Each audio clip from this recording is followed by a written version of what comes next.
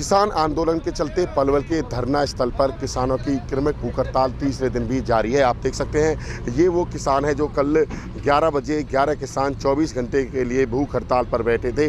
अब 11 बजे दूसरे किसान आएंगे और इनका जो उपवास है वो खत्म करा दिया जाएगा। वो अगले 24 घंटे के लिए भूख हड़ताल पर बैठ जाएंगे। लेकिन मैं आपको बता दूं किसान भी अब रणनीति बदलते जा रहे हैं। आज जिस तरह से किसान दिवस है तो यहाँ कुछ पलवल के आसपास के किसान नेता या फिर किसान प्रतिनिधि आए हैं और काली पट्टी बांधकर विरोध जता रहे हैं किसान दिवस पर। यानी कि इनका कहना है कि किसान दिवस पर मजबूर होकर किसानों को रोड पर बैठना पड़ रहा है। ठंड के मौसम में लगातार किसान 27-28 दिन से सड़कों पर बैठे हुए हैं, लेकिन सरकार उनकी नहीं सुन रही है।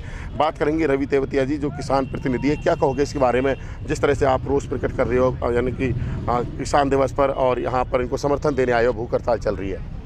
देखिए साहब, हम समर्थन देने नहीं, हम कंधे से कंधा इन लोगों के साथ लगा के लड़के और मरने के लिए आए हैं। पहली बात तो ये, आज किसान दिवस है, हम लोगों के लिए काला दिवस है।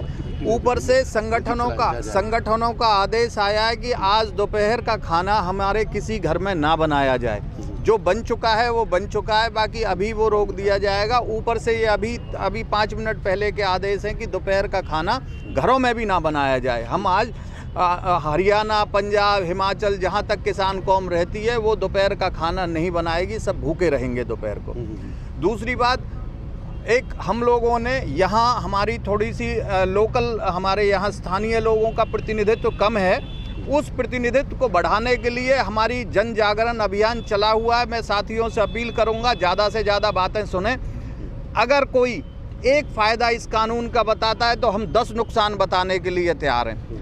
प्रधानमंत्री, हमारे माननीय प्रधानमंत्री ने मध्य प्रदेश में अब से 3 दिन पहले 53 मिनट का इस कानून के बारे में लेक्चर दिया मध्य प्रदेश के किसानों को। पहली बात मैं ये बात बताने जा रहा हूँ आपको, 51 कॉलेज सरकारी मध्य प्रदेश के बंद होने जा रहे हैं, लेकिन किसान कानून से उसका मतलब नहीं है। मैं किसान कानून के बारे में बताता हूँ। 53 मिनट के लेक्चर में 38वें मिनट में ये कहा प्रधानमंत्री जी ने कि हम लोगों ने, भारतीय जनता पार्टी की सरकार ने स्वामीनाथन आयोग की रिपोर्ट लागू कर चुके हैं हम लोग। साथियों, भारत सरकार ने, बीजेपी सरकार ने एफिडेविट दिया सुप्रीम कोर्ट में कि हम स्वामीनाथन आयोग की रिपोर्ट लागू नहीं कर सकते।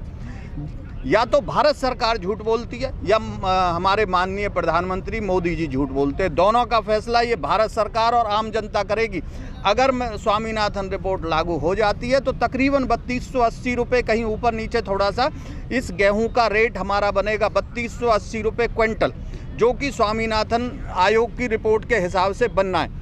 दूसरी बात मैं एक और बताना चाहूँगा, 8 पेज का भारत सरकार ने किसानों को जगाने के लिए अपने उसमें किसानों के समर्थन में, बिल के समर्थन में हर अखबार में 1 पेज दिया। 8 पेज का भारत सरकार ने विज्ञापन, बहुत मोटे तकरीबन एक वो विज्ञापन 20-30 रुपये का छपता होगा।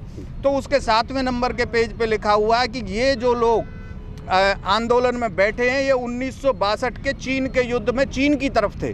आप पढ़ना उसमें एक एक शब्द, 20 लाइन है उसमें। तो क्या ये 58 साल से पहले ये लोग जो यहाँ बैठे हुए हैं, इसका मतलब ये 80-90 साल के होने चाहिए थे ये लोग। दूसरी बात, हमारे पिताजी, मेरे पिताजी थे कैप्टन शेर सिंह, वो 1961 की लड़ाई में शामिल हुए, 1965 की लड़ाई में शामिल हुए, 1971 की लड़ाई में शामिल हुए, और मैं उनका वंशज इन लोगों के साथ बैठा हूँ। तो क्या मैं भी चीन की लड़ाई में चीन की तरफ था? क्योंकि मैं उस वक्त पैदा नहीं हुआ था। क्या मैं चीन की लड़ाई में चीन के साथ था? यानी कि जो खालिस्तानी कह रहे हो उसका जवाब देते हो आप? जी बिल्कुल, खालिस्तानी। देखिए, हम लोग कल यहाँ पे महाराष्ट्र के 2 किसान आए हैं, उनके पैर नहीं है, क्या वो खालिस्तानी? मध्य प्रदेश के कई किसान टूटे फूटे पोजीशन में, और कुछ किसान हमने देखे दिव्यांग लगातार यहाँ 15-20 दिन से डटे हुए हैं। जी। और हम लोग सबसे इस दुनिया में सिर्फ किसान और कमेरे का बेटा ही, सिर्फ किसान, शब्द पे जोर दे रहा हूँ, किसान और कमेरे का बेटा ही फौज में खड़ा है, बॉर्डर पे खड़ा है। किसी और व्यापारी वर्ग का बेटा फौज में नहीं खड़ा होता। किस तरह से लगातार इनके साथ कंधे से कंधा मिलाकर आप चलते रहेंगे? देखिए, जब तक ये बिल वापस नहीं होता, हमारे जो ऊपर 40 संगठनों के नेता सिंगू बॉर्डर पे बैठे हुए, उनके आदेश अनुसार सारा ये धरना प्रदर्शन सारी चीज़ें चल रही हैं। जब तक वहाँ से आदेश नहीं होगा, ये धरना प्रदर्शन मरने मारने का खेल जारी रहेगा। हमारे साथ कुछ युवा किसान भी हैं, जो कुल्लू चौहान है, यहाँ पर आए हैं। क्या कहोगे, आपने भी काली पट्टी पहनकर जो आज विरोध जताया है किसान दिवस पर? देखो, आज किसान दिवस है और हमारे किसान सड़कों पे हैं और सरकार सोई हुई है, तो इसलिए विरोध जता रहे हैं हम काली पट्टी लगा के। किसान दिवस पे हमें खुश होना चाहिए, लेकिन हम खुश नहीं हैं। हम बहुत नाराज़ हैं सरकार से। जो भी इन्होंने 3 बिल लाई है सरकार, ये उसे वापस लेने पड़ेंगे और हम तभी हटेंगे। हम ईंट से ईंट बजा देंगे यहाँ पे। और जो यहाँ पर कुछ शरारती तत्व परेशान करते हैं इन किसानों को, रात को धरने स्थल पर आ जाते हैं, कोई शराब पी के आता है, कोई पत्थर फेंकता है, उनके बारे में क्या कहोगे? आप जिस तरह से यहाँ पर आ गए हो, आप भी रात को यहीं रुकेंगे आने वाले दिन? हम रात को यहीं रुकेंगे और सुबह भी हम जल्दी आ गए थे और रात को हमने अपना टेंट लगा लिया है यहीं पे। हम लाठी डंडे से अब यहीं पे हैं। कोई भी शरारती तत्व आएगा उसके पहले हाथ जोड़ेंगे और फिर अगर नहीं मानेगा तो फिर लठ हम पे हैं ही, फिर सुधार देंगे बढ़िया तरह। देखिए, ये थे जो पलवल के किसान और आसपास के किसान जो यहाँ पर धरने प्रदर्शन पर आए हैं, क्योंकि लगातार यहाँ पर भूख हड़ताल किसानों की चली हुई क्रमिक भूख हड़ताल है। तो जिस तरह से किसान दिवस पर इन्होंने काली पट्टी बांधकर रोष प्रकट किया है, तो वहीं कुछ किसान नेताओं का ये कहना है कि जो शरारती तत्व यहाँ धरना स्थल पर बैठे किसानों को परेशान करते हैं, वो पहले तो उनसे अनुरोध करेंगे, अगर वो नहीं मानेंगे तो फिर उनका ईंट का जवाब पत्थर से, यानी कि लाठियों से देने के लिए तैयार हैं। पलवल से दिनेश कुमार, पंजाब केसरी टीवी।